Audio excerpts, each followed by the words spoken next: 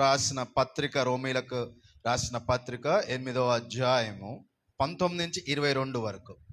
దేవుని కుమారుల ప్రత్యక్షత కొరకు సృష్టి మిగుల ఆశతో తేరి చూచుచు కనిపెట్టుచున్నది. ఏలయనగా సృష్టి నాశనమునకు లోనైన దాస్యములో నుండి ఏమండి దాస్యములో నుండి విడిపింపబడి దేవుని పిల్లలు పొందబోవు మహిమగల స్వాతంత్ర్యము పొందుదునను నిరీక్షణ గలదై స్వేచ్ఛగా కాక దానిని లోబరిచిన వాని మూలముగా వ్యర్థపరచబడెను. సృష్టి యావత్తు ఇది వరకు ఏకగ్రీవముగా మూలుగుచు ప్రసవ వేదన పడుచున్నదని ఎరుగుదుము. అదే విధంగా అంతేకాదు ఆత్మ యొక్క ప్రథమ ఫలము నొందిన మనము కూడా దత్తపుత్రత్వము కొరకు అనగా మన దేహము యొక్క విమోచన కొరకు కనిపెట్టి చాలండి. అదే విధంగా మత్తయి సువార్త 21వ అధ్యాయము 1 నుంచి 5 వచనాలు.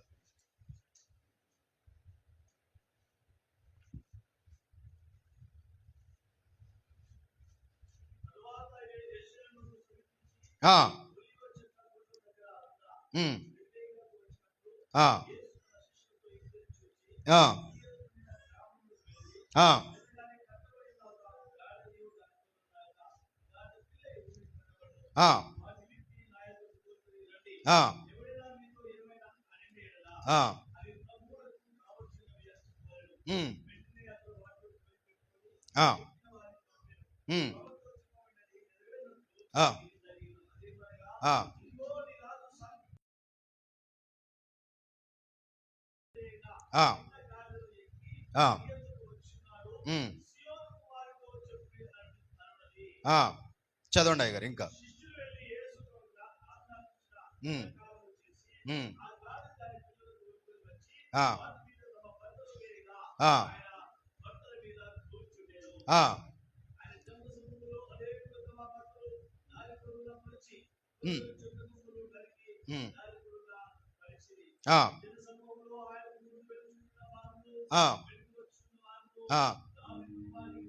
దావీదు కుమారునికి జయము, ప్రభు పేరిట వచ్చేవాడు స్తుతింపబడును గాక, సర్వోన్నతమైన స్థలములలో జయము. ఆ వచనం అందరూ రిపీట్ చేద్దాం. దావీదు కుమారునికి జయము, దావీదు కుమారునికి జయము, ప్రభు పేరిట వచ్చుచువాడు స్తుతింపబడును గాక, ప్రభు పేరిట వచ్చువాడు స్తుతింపబడును గాక, సర్వోన్నతమైన స్థలములలో జయము అని కేకలు వేయుచుండిరి. జయము. గడి చెప్పబడదామండి. హల్లెలూయా. గడి చెప్పాలి. హల్లెలూయా. హల్లెలూయా. ప్రార్థన చేస్తాము. పరిశుద్ధుడా, పరలోకమందున్న తండ్రి, నచ్చుడని యేసుక్రీస్తు ప్రభువారి అతి శ్రేష్టమైన నామంలో నీ వాక్యమే మమ్మల్ని బ్రతికిస్తుంది, బాధలలో నెమ్మదిస్తుంది. ఈ యొక్కనైనా ఆనందమైన సమయము, సంతోషమైన సమయం మాకు అనుగ్రహించిన యేసుక్రీస్తు ప్రభువా, వినగలే చెవులు గ్రహించే మంచి నేల మీద పడిన విత్తనం వలె నీ యొక్క వాక్యము 1000 రెట్లు ఫలించును గాక.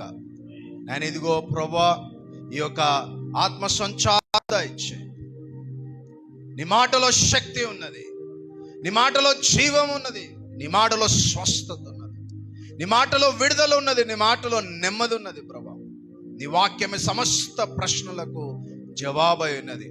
నీ వాక్యమే మమ్మల్ని బ్రతికిస్తుంది, బాధలలో నెమ్మదిస్తుంది. మీ స్వరము వినడానికి మేము సిద్ధంగా ఉన్నాం తండ్రి. మమ్మల్ని సిద్ధపరిచి అయా, నన్ను నీ చేతి పనిముట్టుగా నోటిపురుగా వాడుకోమని యేసు పరిశుద్ధ నామములో ప్రార్థిస్తున్నాం తండ్రి. ఆమేన్, ఆమేన్. ప్రియమైన దేవుని బిడ్డలారా, గమనించండి, ఈ లేఖనములలో మనం చదివిన విధంగా యోహాను రాసిన మొదటి పత్రిక, పౌలు రాసిన రోమీయులకు రాసిన పత్రిక, మత్తయి సువార్త, అలానే మార్కు సువార్త, లూకా సువార్త, యోహాను సువార్తలలో ఈ యొక్క గొప్ప అనాది కాల సంపూర్ణమైన మర్మములను మనం చూడబోతా ఉన్నాం. గమనించండి, ఇక్కడ వాక్యములు మనము చదివినప్పుడు 2 విషయాలలో నేను మీకు బోధించబోతున్నాను. యేసు ప్రభు రాకడకు కారణము, యేసు ప్రభు వచ్చినం వలన జరిగిన గొప్ప విషయం ఏంటిది మనము ధ్యానం చేయబోతా ఉన్నాం.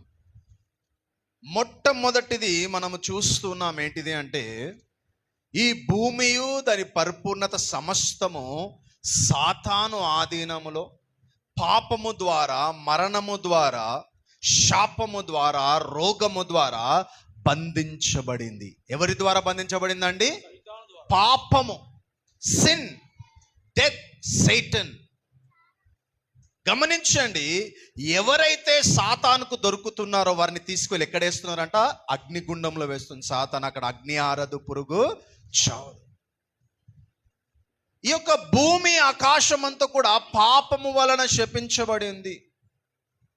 ఏ దినమైతే ఆదామవ్వ పాపము చేశారో, సుమారు పరిశుద్ధ గ్రంథంలోని ఒక లెక్క ప్రకారము 6000 సంవత్సరాల క్రితము ఆదామవ్వ ద్వారా అందరూ పాపము చేసి దేవుడు అనుగ్రహించి మహిమను పొందలేకపోతున్నారు. పాపము వలన వచ్చు జీతము మరణం.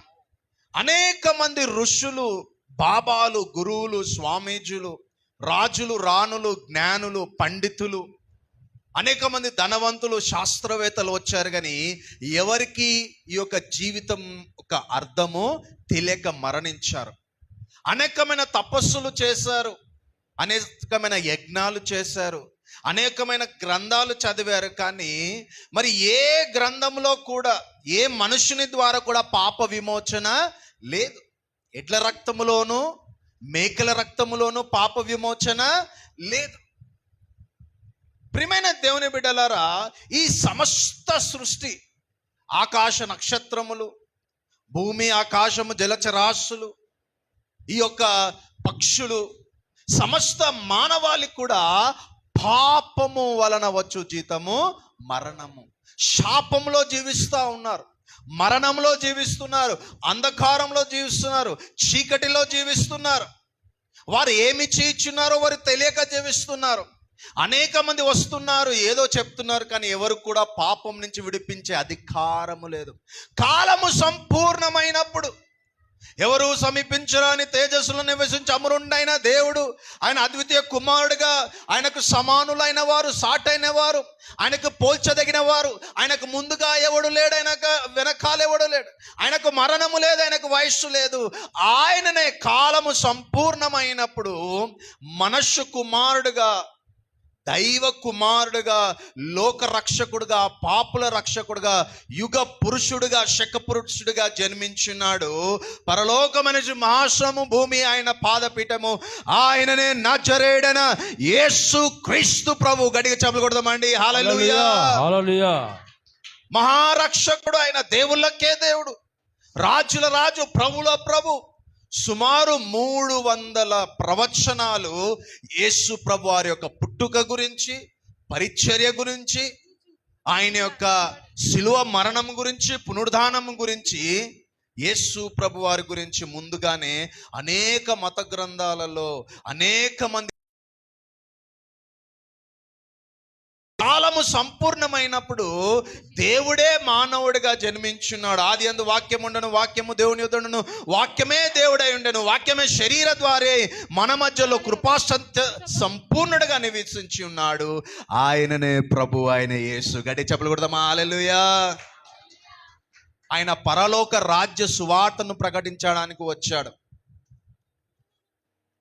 ఆయన గుడ్డివానికి నేత్రములు ఇచ్చాడు, చెవిటివారు చూశారు, మూగవారు మాట్లాడారు, చనిపోయిన వారు తిరిగి లేశారు. 5 రొట్టెలు 2 చేపలు పంచిపెట్టి 5000 పురుషులకి ఆహారం ఇచ్చాడు. నీటి మీద నడిచినాడు. చనిపోయిన ఆ యొక్క యాయిరు కుమార్తెని, నైను గ్రామంలో విధవరాండ్లు కుమార్తెను ఆయన ఏం చేస్తున్నాడు? లాజర్ను, కుళ్ళిపోయి వాసన వస్తున్న 4 రోజులున్న శవంని బయటకు మాట ద్వారా పిలిచాడు. గట్టి చప్పలు కొడదామా? హల్లెలూయా. చేతులు ఉన్నవారు అందరు గట్టిగా చప్పలు కొట్టాలా? గట్టిగా హల్లెలూయా చెప్దాం. హల్లెలూయా. ఆయన మహాదేవుడై ఉన్నాడు. ఆయన కులము దేవుడు కాదు, మతము దేవుడు కాదు, ఇంటి దేవుడు కాదు. పరలోకమైన సింహాసనము భూమి ఆయన యొక్క. ఆయనను వర్ణించలేము, వివరించలేము. ఆయనకు పోల్చదగిన వాడు ఎవరు కూడా లేదు. ఆ మహాదేవుడు దేనికోసం వచ్చాడంటే మానవ జాతితో పాటు యావ సృష్టి కూడా ఏ బంధకంలో ఉందంట అండి, మనం ఇందాకనే చదివాము. It's in the bondage of corruption, in the bondage of sin, సైటన్, sickness and disease and weakness and death. వీటన్నిటి నుంచి మనుష్యుణ్ణి మాత్రమే కాదు, యావత్ సృష్టిని విడిపించడానికి వచ్చాడు. గట్టిగా చెప్పులు హల్లెలూయా. ఈ భూమి ఆకాశంలో మానవ చరిత్రలో, ఈ యొక్క యుగ యుగాలలో, తరతరాలలో, జగాలలో మానవుల పాపములను రక్షించే అధికారము ఏ ముఖ్యమంత్రికి లేదు, ఏ గవర్నర్కు లేదు, ఏ ప్రధానమంత్రికి లేదు, ఏ రాష్ట్రపతికి లేదు, ఏ రాజుకి రాణికి లేదు. కేవలము నజరేయుడైన యేసు క్రీస్తుకే ఉంది. గట్టి చప్పట్లు కొడదామా? హల్లెలూయా. ప్రియమైన బిడ్డలారా, పుణ్య కార్యాలు మన పాపములను కడగవు, దైవ కార్యాలు మన పాపములను కడగవు. మన నీతి మురికి గుడ్డలై ఉన్నాయి. మన చదువు మన పాపములను కడగవు. నీళ్ళల్లో మునిగా ఎంటికలు ఇచ్చిన, డబ్బులు ఇచ్చిన, మన యొక్క శరీరం అగ్ని కాల్చుకున్న, పిల్లలను బలిచ్చిన, లేకపోతే పశువులను, ఎడ్లను, లేక మేకలను, గొర్రెలను బలిచ్చిన మన పాపాలు పోవు. ఈ భూమి ఆకాశములో యేసు రక్తము మాత్రమే ప్రతి పాపం నుండి కడిగి పవిత్రులుగా చేయను. గట్టిగా చప్పట్లు కొడదామా? హల్లెలూయా. ప్రేమైన దేవుని బిడ్డలారా, యేసు ప్రభువారు ఈ పాపము నుంచి విడిపించడానికి వచ్చారు. యావత్ సృష్టిని కూడా ఈ పాపం నుండి విడిపించడానికి వచ్చాడు. ఆయన వచ్చిన సమయంలో ఎక్కడికి వచ్చాడు అంటే యెరూషలేంకి వచ్చాడు. ఎక్కడొచ్చాడు? యెరూషలేంకి వచ్చాడు. యెరూషలేంలో సుమారు 2000 సంవత్సరాల క్రితము ఇదే సమయంలో 10 లక్షల మంది వచ్చారంట ఆలయంకి. ఎంతమంది వచ్చారు? 10 లక్షల మంది. సొలొమోను కట్టిన దేవాలయము హేరోదు రిపేర్ చేశాడు, నెహెమ్యా రిపేర్ చేశాడు. ఆ యొక్క ఆలయము దగ్గరికి యేసు ప్రభువారు మరి జకర్యా ప్రవచన గ్రంథము 9వ అధ్యాయము 9వ వచనం ప్రకారము జకర్యా 520 సంవత్సరాల క్రితం ఒక ప్రవచనం చెప్తున్నాడు. ఏమని చెప్తున్నాడు? చదవండి. జకర్యా 9:9. గట్టి చదవండి అమ్మ. రిఫరెన్స్ తొందరగా చదవ, గట్టిగా చదవనా? సియోను నివాసులారా బహుగా సంతోషించుడి, యెరూషలేము నివాసులారా. చూడండి, యేసు ప్రభు పుట్టక మునుపు 520 సంవత్సరాల క్రితం జకర్యా చెప్తా ఉన్నాడు. ఏమని చెప్తున్నాడు? ఇదిగో రాజు వస్తూ ఉన్నాడు. గడి చెబులుదాం హల్లెలూయా. రాజు వస్తూ ఉన్నాడు. మత్తయి సువార్త 2వ అధ్యాయం 2వ వచనం చదివినప్పుడు యూదులకు రాజుగా పుట్టినవాడు ఎక్కడ అని ఎంతమంది వచ్చారంట? 3 జ్ఞానులు వచ్చారు. ఆయన రాజుగా పుట్టాడు, రాజుగా వస్తున్నాడు. ఈరోజు మనం అందరం రాజు బిడ్డలమండి. ఎవరు మనం అందరము? మనము చౌదరి, కమ్మ, మాల, మాదిగ, రెడ్డి, వెలమ, ముస్లిము, హిందూ, క్రిస్టియన్, మనం అందరం ఎవరండి? రాజు బిడ్డలు. మనందరం పరిశుద్ధ జనాంగం. అందరు చెప్పండి, నేను రాజు బిడ్డని అని చెప్పండి. నేను రాజు బిడ్డను. అందరు కలిగి నేను రాజు బిడ్డని. హల్లెలూయా. మనము యేసయ్య రాజు. యేసు రాజుగా ఉన్నాడు. ఆయన రాజుగా ఆ యెరూషలేములో ఆయన ప్రవేశించినప్పుడు యూదులు, సద్దుకైలు, శాస్త్రులు, పరిసయ్యులు, కైఫా, ప్రధాన యాజకుడు, రాజైన హేరోదు, పిలాతు, వీళ్ళందరూ ఏమని ఆ కాలంలో ఆలోచన చేస్తున్నారంటే, యూదులు వారికి స్వాతంత్రము లేదు. ఏం లేదండి, వాళ్ళకి స్వాతంత్రము లేదు. వారందరూ ఎవరు ఆధీనంలో ఉన్నారంటే రోమియుల ఆధీనంలో ఉన్నారు. ఎవరు ఆధీనంలో? సుమారు 500 సంవత్సరములు రోమియుల చేతిలో బానిసలుగా యూదులు ఉన్నారు. 430 సంవత్సరములు ఐగుప్తులో ఇశ్రాయేలు ప్రజలు బానిసలుగా ఉన్నారు. 43 సంవత్సరములు నెబుకద్నెజరు చేతిలో వీరు బానిసలుగా ఉన్నారు. సుమారు 200 సంవత్సరాల యూదులు పర్షియన్ల చేతిలో బానిసలుగా ఉన్నారు. సుమారు 1300 సంవత్సరములు ఈ యొక్క ఇస్లాము దేశంలో ముస్లిము వారి చేతిలో యూదులు బానిసలుగా ఉన్నారు. సుమారు 200 సంవత్సరాలు సిరియన్ల ఆధీనములో చేతిలో యూదులు బానిసలుగా ఉన్నారు. వీరికి స్వాతంత్రం లేదు, వారికి స్వేచ్ఛ లేదు. వారు ఏమని ఆలోచన చేస్తున్నారంటే, ఇదిగో యూదులకు ఒక రాజు వస్తాడు, ఒక సైన్యముతో వస్తాడు, ఆయన యుద్ధము చేసి ఈ యొక్క రోమీల సైన్యములో నుంచి మాకు మెస్సయ్యగా వస్తాడు. మెస్సయ్య అంటే విడుదలకర్త, మెస్సయ్య అంటే క్రీస్తు. వారు ఆ విధంగా ఆలోచన చేస్తూ ఉన్నారు. ఎవరి ఆలోచన చేస్తున్నారండి? యూదులందరూ. గమనించండి, ఒక చిన్న ఉదాహరణ నేను చూపిస్తాను. ఎవరైనా ఒక బాబు రండి మా ఇక్కడ, ఈ బ్లాక్ షర్ట్ అయినరా, ఇక్కడ రా, ఇక్కడ రా, ఇక్కడ నిలబడు, ఇది తీసే. ఓకే, గమనించండి, ఈయన సాతాన్. ఈయన ఎవరండి? ఇట్లా పట్టుకో, చేతిలో పట్టుకో. ఈయన ఎవరు? సాతాను చేతిలో ఏముంది? పాపం ఉంది. ఏముంది ఈయన చేతిలో? ఈయన చేతిలో ఏముందంటే మరణం ఉంది. ఇంకేమన్నా ఒకటి ఇస్తారా? ఏమన్నా ఫోన్ కానీ ఏదైనా? ఇట్లా పట్టుకో. ఇప్పుడు సాతానుకున్న 2 ఆయుధాలు ఏంటి తెలుసా? పాపము, మరణం. అందరు చెప్పాలి, ఏముంది? మరణం. ఇప్పుడు సాతానికి అధికారం ఎట్లా వచ్చిందంట? ఎవడైనా పాపం చేస్తే ఎవరు దాసుడు అవుతాడు? వాడు సాతాను దాసుడు. వాడు ఎవరి చేతిలో ఉన్నాడు ఇప్పుడు? మరణం ఎవరి చేతిలో ఉంది? సాతాను చేతిలో ఉంది. కాబట్టి ప్రపంచం అంతా కూడా సాతాను ఆధీనంలో ఉంది. సాతాను చేతిలో నుంచి మరణము కానీ పాపము కానీ విడిపించేవాడు ఎవ్వడు కూడా లేరు. అందరూ వస్తున్నారు, చనిపోతున్నారు, మాటలు చెప్తున్నారు, కానీ సాతాను చేతిలో ఉన్న పాపం అనే యొక్క ఆయుధము, మరణము ఒక ఆయుధము ఎవడు తీయడానికి శక్తి లేదు. కాలము సంపూర్ణమైనప్పుడు ఎవరు వచ్చారంటే, ఇక్కడ రా, యేసు ప్రభువారు. గట్టిగా చప్పలు కొట్టండి. ఎవరు వచ్చారు? యేసు ప్రభువారు వచ్చారు. యేసు ప్రభువారు ఏం చేస్తా ఉన్నాడంటే, ఈయన రాజుగా వచ్చాడు. యేసు ప్రభు ఎలా వచ్చాడు? రాజుగా వచ్చాడు. ఈ రాజు యొక్క అధికారము పరలోకమందును భూమి అందును ఆయనకి ఏమిచ్చాడంట? సర్వ అధికారం ఇవ్వబడ్డది. ఈ యొక్క యేసు ప్రభు వారు ఏం చేశారంటే, గమనించండి, ఈ యొక్క ప్యాషన్ వీక్ అంటారు అనమాట. ఆదివారం రోజు యేసు ప్రభును ఊరేగిస్తే ఏమంటున్నారంటే, యూదులకు రాజు, దావీదు కుమారుడు, సర్వోన్నతమైన స్థలములలో దేవునికి మహిమ.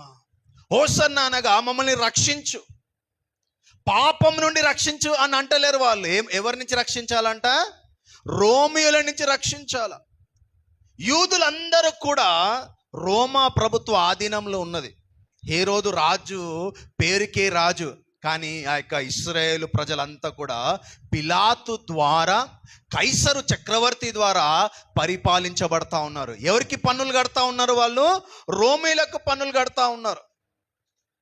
గమనించండి, యూదులు అనేవారు ఒక రాజుగా మెస్సయ్య వస్తాడు, సైన్యమును తీసుకువచ్చి వీటన్నిటి నుంచి విడిపిస్తాడనే ఆలోచన కలిగి, ఆశ కలిగి వారు ఒక ఆశను పెట్టుకున్నారు. కానీ యేసు ప్రభు దేనికోసం వచ్చాడంట? పాపము నుండి, మరణము నుండి విడుదల చేయడానికి. యేసు ప్రభుని సిలువేయడానికి కారణం ఏంటిదంటే, యేసు ప్రభు ప్రాణం పెట్టుటకు, ప్రాణం తీయుటకు ఆయనకి ఏమున్నదంట? అధికారం ఉన్నది. యేసు ప్రభు వారు ఎందుకు వచ్చాడు? మనల్ని ఏడిపించడానికి కోసం కాదు. చాలామంది చర్చికి ఏడ్చుకుంటూ వస్తారు, ఏడ్చుకుంటూ పోతారు. ఆ దేవుని చిత్తము కాదు. ఎప్పుడు ఏడుస్తూనే ఉంటారు. సిలువ ధ్యానాలు అని పెడతారు, అందరిని ఏడుస్తారు. దేవుడు ఏమన్నాడు తెలుసా? ఆనందించుడి, నేను మరలా చెప్తున్నాను. ప్రభు మన కొరకు చేసిన త్యాగం బట్టి ప్రభువుకి మన సానుభూతి అవసరం లేదు. అవసరమా అండి? మన పాపం నిమిత్తం మనం పశ్చాత్తాపడి ఏడవాలా? మనం పాపం నిమిత్తం మనం కన్నీరు కార్చాలా? మన యొక్క చీకటి బ్రతుకుల నిమిత్తము మనం ఏం చేయాలంట? హృదయం విరగొట్టుకోవాలి, నలగొట్టుకోవాలి, ఉపవాసం ఉండాలి. కాబట్టి ప్రియమైన దేవుని బిడ్డలారా, యేసు ప్రభు దేనికోసం వచ్చాడు తెలుసా? 1 యోహాను 3:8 చదవండి. 1 యోహాను 3:8.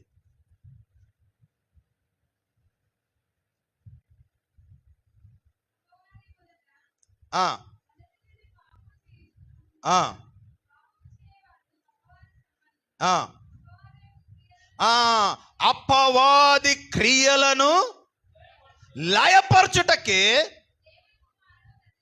యేసుప్రభు ఎందుకు వచ్చిండండి? మనల్ని నేర్పించడానిక? చెప్పాలా? ఆ మాట చదవండి అయ్యగారు, మీరు గట్టిగా చదివితే అందరు చదువుతారు. అపవాది క్రియలను లయపరచుటకు.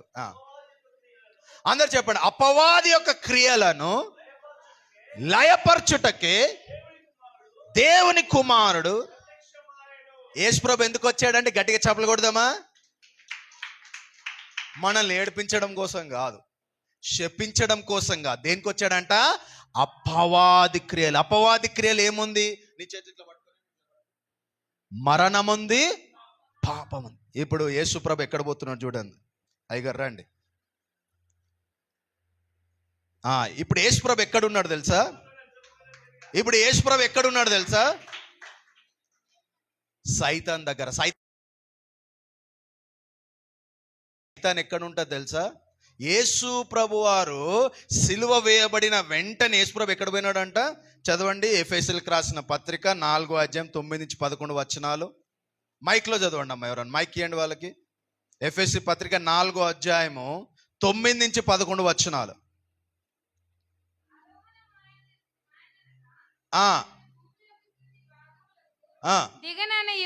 చాలమ్మా, చాలు.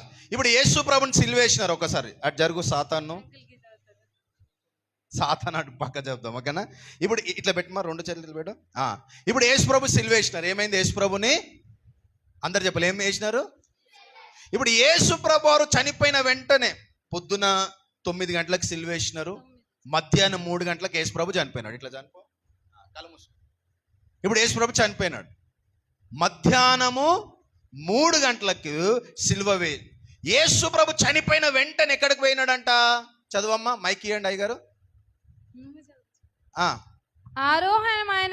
ఆరోహణమైననగా ఆయన భూమి యొక్క క్రింది భాగములకు, ఆయన భూమి క్రింద భాగములకు దిగాడు. చూడండి, యేసు ప్రభు చనిపోయిన వెంటనే ఎక్కడ పోయినాడంట?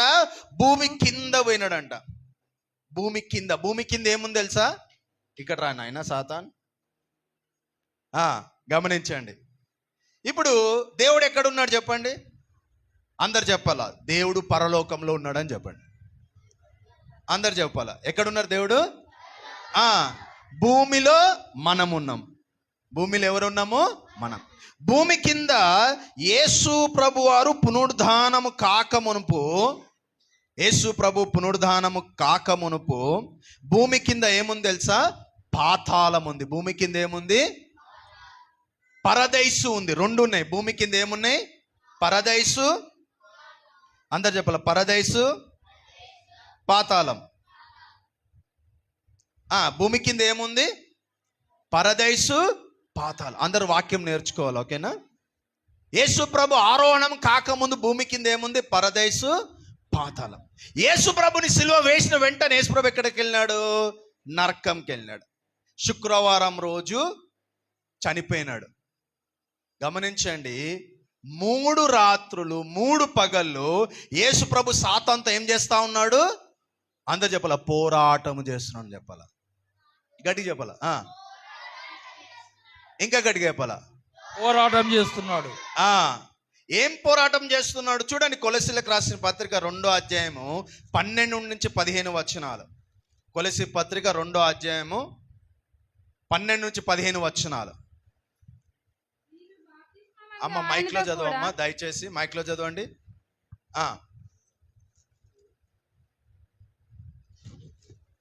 మీరు బాప్తిస్మమందు ఆయనతో కూడా పాతి పెట్టబడిన వారై ఆయనను మృతుల్లో నుండి లేపిన దేవుని ప్రభావమందుని విశ్వసించుట ద్వారా ఆయనతో కూడా లేచితిరి.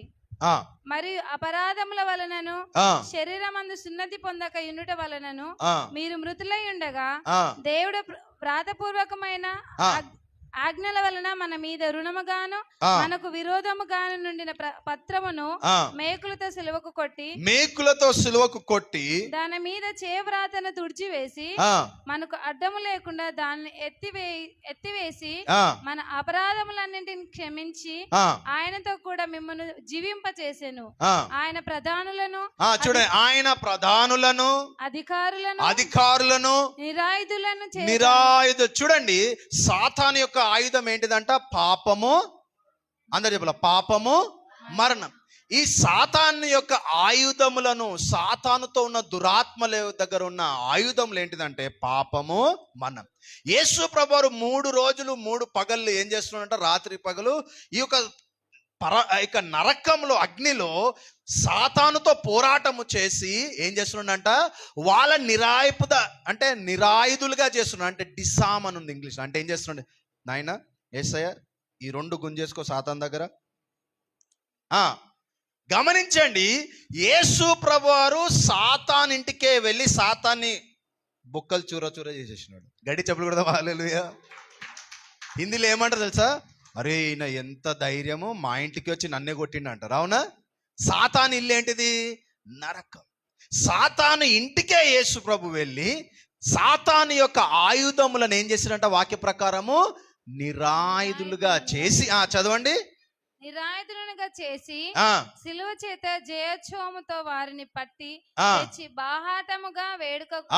చూడండి, సాతానును జయించి ఉన్నాడు. గట్టిగా చెప్పలు కొడదాం హల్లెలూయా. యేసు ప్రభువారు వచ్చింది దేనికోసం అంట? పాపమును జయించడం కోసము, మరణమును జయించడం కోసము, సాతాను జయించడం కోసము, పాతాళము జయించడం కోసం. గట్టిగా చెప్పలు కొడదాం హల్లెలూయా. ఈరోజు సాతాను, మరణము, పాతాళము, మరణం యొక్క ఆయుధము, ఆ యొక్క అధికారం ఎవరి దగ్గర ఉంది? చూడండి, ప్రకటన గ్రంథం 1వ అధ్యాయం 18వ వచనము. సాతాను నువ్వు వెళ్ళిపోయి, ఇంకా నీ పని అయిపోయింది. నేను మొదటి వాడను, కడపటి వాడను, జీవించువాడను, మృతుడనైతిని గాని ఇదిగో యుగ యుగములు సజీవుడనై ఉన్నాను. మరియు చూడండి, మరణము యొక్కయు పాతాళము యొక్కయు తాళపు చెవులు నా స్వాధీనంలో. గట్టిగా చెప్పలు కొడదామా అందరము హల్లెలూయా. అంతే గట్టిగా చెప్పాలా హల్లెలూయా. ఇంకా గట్టిగా హల్లెలూయా. ఇప్పుడు మీకు సాతాను కనబడుతుంది ఎక్కడైనా చుట్టుపక్కల? ఇప్పుడు ఎవరున్నారు? అందరు చెప్పాలి, ఎవరున్నారు? ఇప్పుడు మరణము అధికారము, తాళము అధికారం సాదృశ్యం. మరణము ఇదేంటిది? పాపము, సాతాను, పాతాళము అధికారం ఎవరి చేతిలో ఉంది ఇప్పుడు? ఇప్పుడు సాతాను ఎక్కడుంది తెలుసా మీకు? నా గరక, నా ఘాట్క. అవునా? చూడండి ఎక్కడున్నాడు వాడు. ఎఫెసీ పత్రిక 2వ అధ్యాయం 2వ వచనం చూద్దాం. ఎఫెసీ పత్రిక 2వ అధ్యాయం 2వ వచనము.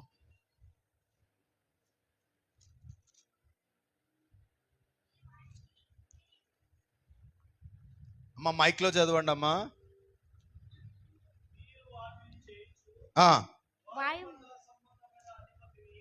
వాయుమండల సంబంధమైన అధిపతి. చాలు. సాతాను ఇప్పుడు ఎక్కడున్నారు? వాడు ఎవరు అధిపతి అంటే ఇప్పుడు అటు పరలోకంలో లేడు, భూమిలో లేడు, నరకంలో లేడు. ఎక్కడున్నాడు వాడు? నా గరక, నా ఘాట్క. ఇప్పుడు ఆడికి ఇల్లు లేడు, టిక్కానా లేదు, ఏం లేదు. ఎక్కడుండి సాతాను? పౌలు ఏమంటున్నాడు? పౌలు మామూలు వ్యక్తి కాదు. 3 సంవత్సరములు ఆయన ప్రత్యక్షతలు కలిగి అతి పరిశుద్ధ స్థలంకు దర్శనం కలిగిన వ్యక్తి. ఆయన మహాపరిశుద్ధులలో మహాపరిశుద్ధుడు. ఆయన రాస్తూ ఉన్నాడు, ఏమంటున్నాడు? సాతాను ఇప్పుడు ఎక్కడుందంట? ఒకప్పుడు ఎక్కడికి వెళ్ళేవాడు సాతాను?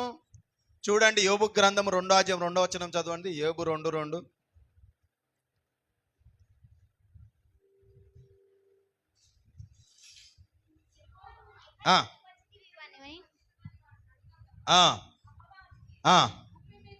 ఇటు అటు తిరుగులాడుచు ఆ, అందులో సంచరించుచు వచ్చితినని చాలండి. యెహోవాకు ఉత్తరమిచ్చెను. యేసు ప్రభు వారు పునరుద్ధానం కాకముందు పరలోకంలో ఒక మీటింగ్ జరిగేది అనమాట.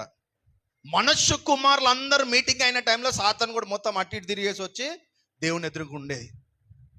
దేవుడు అడుగుతున్నాడు, లూసిఫర్ ఎక్కడికి వెళ్ళినావు అంటే, నాకేం పని ఉంది, నేను అటు ఇటు తిరుగుతున్నాను.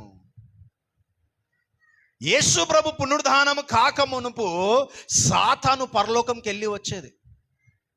యేసు ప్రభు వారు పునరుద్ధానం అయిన తర్వాత సాతాను యొక్క బొక్కలు మొత్తం సాతాన్ని ఏం చేసినాడంట, నిరాయుధులుగా చేసి అధికారము తీసేసిన తర్వాత పరలోకం వెళ్ళే తర్వాత పరలోకం నుంచి తన్ని ఎలగొట్టేసినాడు యేసు ప్రభు. గట్టి చెప్పులు కూడా హల్లెలూయా.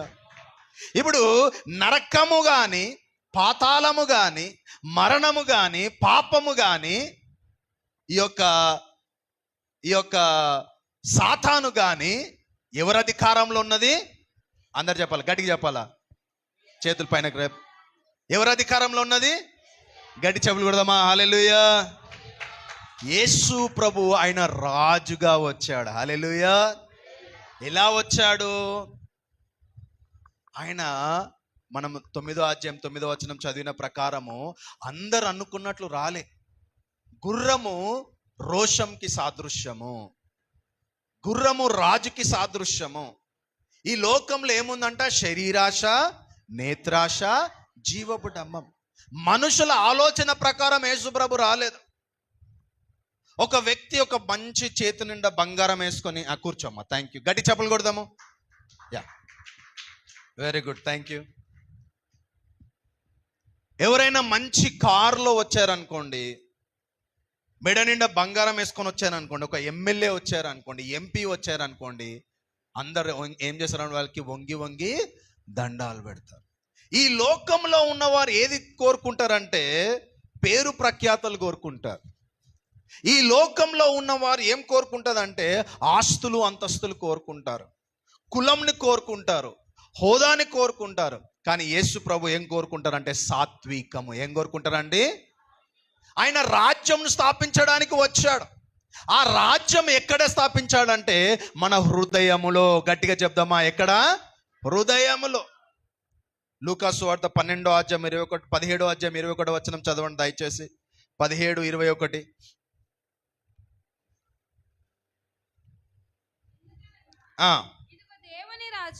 దేవుని రాజ్యము మీ మధ్యనే ఉన్నది. యేసు రాజుగా పుట్టాడు, రాజుగా యెరూషలేములో వచ్చాడు. ఆ రాజు ఎక్కడ ఉండాలని కోరుతున్నాడంట? నీ హృదయములో. చెప్పండి, నా హృదయములో, నా హృదయములో. యేసయ్య రాజ్యము నెబుకద్నెజర్ లాంటి రాజ్యము కాదు, మొఘలుల చక్రవర్తి రాజ్యము కాదు, నిజాము లాంటి రాజ్యము కాదు, రోమీల రాజ్యం కాదు, అలెగ్జాండర్ చక్రవర్తి రాజ్యము కాదు. ఆయన రాజ్యం ఏంటిదంట? ప్రేమ రాజ్యం. ఏం రాజ్యం అండి? యేసయ్య రాజ్యము సాత్వికమైన రాజ్యం. సాత్వికులు ధన్యులు, వారు భూమిని, హృదయ శుద్ధి కలవారు ధన్యులు, వారు దేవుని చూచెదరు. ఆత్మ విషయమై దీనులైన వారు ధన్యులు, పరలోక రాజ్యము. సమాధానపరచువారు ధన్యులు, వారు దేవుని పిల్లలనబడుదురు. నీతి కొరకు ఆకలి తప్పికొనివారు ధన్యులు, వారి తృప్తి. యేసయ్య రాజ్యంలో కులము పని చేయదు, డాలర్స్ పని చేయవు, రూపాయలు పని చేయవు, బంగారం పని చేయదు, పేరు ప్రఖ్యాతలు పనిచేయదు, నీ సెంట్రల్ గవర్నమెంట్ ఉద్యోగం పనిచేయదు, స్టేట్ గవర్నమెంట్ ఉద్యోగం పనిచేయదు. దేవుని రాజ్యంలో సాత్వికం పనిచేస్తుంది. హల్లెలూయా. యేసయ్య రాజ్యంలో నీతి పని చేస్తుంది, యథార్థత పని చేస్తుంది, ప్రేమ పని చేస్తుంది, దీనత్వం పని చేస్తుంది, సమాధానము పని చేస్తుంది. ఈరోజు యేసయ్య రాజ్యం నీ హృదయంలో ఉండును గాక.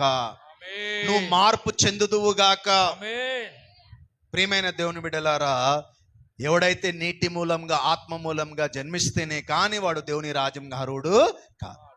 యేసయ్య ఆయన ఆత్మరాజ్యంని స్థాపించడానికి వచ్చాడు. వారందరూ ఏమనుకున్నారంటే, యూదులు మెస్సయ్య అంటే 1,00,000 మంది సైన్యంను తీసుకుని వచ్చి పిలాతుని, రోమీల్ని చంపేసి వారి నుంచి విడుదల చేసి మాకు ఫ్రీడమ్, మాకు స్వేచ్ఛను ప్రకటిస్తా అనుకున్నారు. 500 సంవత్సరాల నుంచి వాళ్ళు బానిసత్వంలో ఉన్నారు. కానీ యేసు ప్రభు గుర్రం మీద రాలేదండి. గాడిద సాత్వికమునకు సాదృశ్యము, గాడిద తగ్గింపునకు సాదృశ్యము, దీనత్వముకు సాదృశ్యం. ఎప్పుడైతే సాత్వికుడుగా రాజుగా వచ్చాడో వాళ్ళ ఆశలంతా తలక్రిందులు అయిపోయినాయి. ఏమైపోయినాయి? ఆశలంతా తలక్రిందులు. ఈరోజు నువ్వు నీ ఆశ ఎలా ఉందోమో నాకు తెలియదు, కానీ నీ ఆశ అంతా కూడా దేవుని చిత్తమే నీ ఆశ అవునుగాక. ప్రభువా ప్రభు అని పిలుచు ప్రతివాడు నా రాజ్యం అర్హుడు కాదు, కానీ పరలోకంలో ఉన్న తండ్రి చిత్తము చేయవాడు. తండ్రి చిత్తమే నీ ఆశ అయి ఉండాలా. ఎలా తెలుసుకుంటామండి తండ్రి చిత్తము? ఈరోజు పాస్టర్లు చాలా మంది ప్రవచనాలు చెప్తా ఉన్నారు. ఏం చెప్తున్నారు? సేవకులు, నీకు పెళ్ళి అవుతుంది, పుల్లెలు పుడతారు, ఇల్లు కట్టుకుంటావు, ఉద్యోగం వస్తుంది. ఇలాంటివి కాదు. మనం జ్యోతిష్యులం కాము, దేవుని సేవకులం. దేవుని సేవకులు ప్రార్థనలు చేయాలి. ఈరోజు వాక్యమే మన దేవుడై ఉన్నాడు. హల్లెలూయా. వాక్యమే మన ఆశ అయి ఉంది. నాకు పిల్లలు పుడితే నేను చర్చికి వస్తాను, ఉద్యోగం వస్తే నేను చర్చికి వస్తాను, లేకపోతే నాకు ఇల్లు కట్టుకుంటే చర్చికి వస్తాను. రాకపోతే ఎవరికి నష్టము? ఎవని పేరైతే జీవ గ్రంథంలో ఉండదో వాని నిత్య అగ్నిగుండంలో వేయబడును. నమ్మి బాప్తిసం పొందిన వాడు రక్షించబడును, నమ్మని వానికి శిక్ష విధించబడును. ఈరోజు అనేక మంది మారిపోతున్నారు. అన్ని కులాల వారు, మతాల వారు మారుతున్నారు. త్రాగుబోతులు, వ్యభిచారులు, దొంగలు, దరిద్రులు, నరహంతకులు, నక్సలైట్లు, టెర్రరిస్టులు, ముఖ్యమంత్రులు, ప్రధానమంత్రులు, రాష్ట్రపతులు, రాణులు, రాజులు, చదువుకున్నవారు, చదువు లేనివారు, బుద్ధి లేనివారు, అందరినీ హృదయములను యేసుప్రభు మారుస్తా ఉన్నాడు. హల్లెలూయా. ఈరోజు ఇరాన్, ఇజ్రాయెల్, అమెరికా యుద్ధం జరుగుతూ ఉంది. 2025లో సుమారు 10 లక్షల ముస్లిమ్స్ ఇరాన్లో యేసుప్రభు నమ్ముకున్నారు. గట్టిగా చప్పలు కొడదామా? హల్లెలూయా. హల్లెలూయా.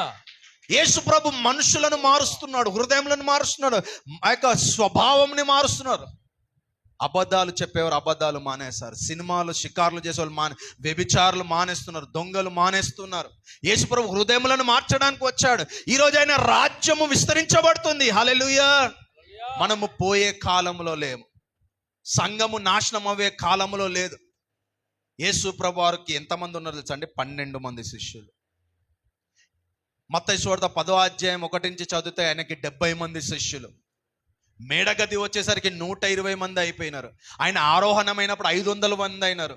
పేతురు ప్రసంగించినప్పుడు అపోస్తల కార్యం 2వ అధ్యాయంలో ఒకసారి 3000 మంది, 3వ అధ్యాయంలో ఒకసారి 5000 మంది. ఈరోజు 195 దేశాలలో యేసు ప్రభుని రాజుగా ఆరాధిస్తున్నారు. గట్టిగా చప్పలు కొడదామా? Hallelujah, hallelujah. గట్టి చెప్దామా? Hallelujah, hallelujah, hallelujah, hallelujah. Glory, glory, glory, glory. Yesu రక్తం జయం, యేసు నామము జయము. హల్లెలూయా. ఈరోజు మనం ఆరాధించే దేవుడు గల్లీ దేవుడు కాదు, మన జోబులో ఉండే దేవుడు కాదు, ఉంగరాలలో ఫోటోలలో ఉండే దేవుడు కాదు. ఆకాశ గగనములను, ఆకాశ గగనాలను